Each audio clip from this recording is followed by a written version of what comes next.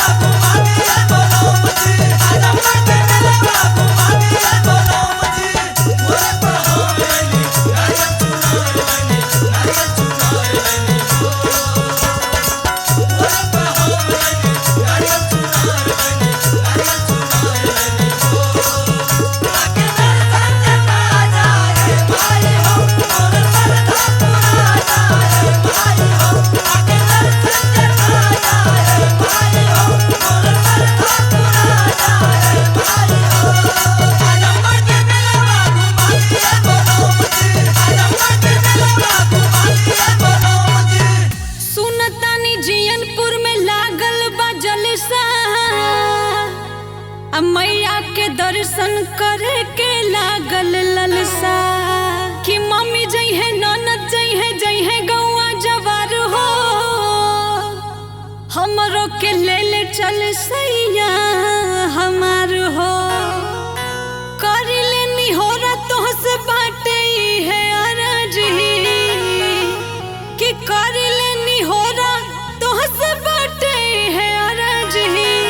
आजमगढ़ के घुमा दिए बोला मुझे के आजमगढ़ के मेलवा घुमा दिए बोला मुझे घुमा दिए बोला मुझे घुमा दिए बोला मुझे घुमा दिए बोला मुझे घुमा दिए बोला मुझे आजमगढ़ के मेलवा घुमा दिए बोला मुझे आजमगढ़ के मेलवा घुमा दिए बोला मुझे।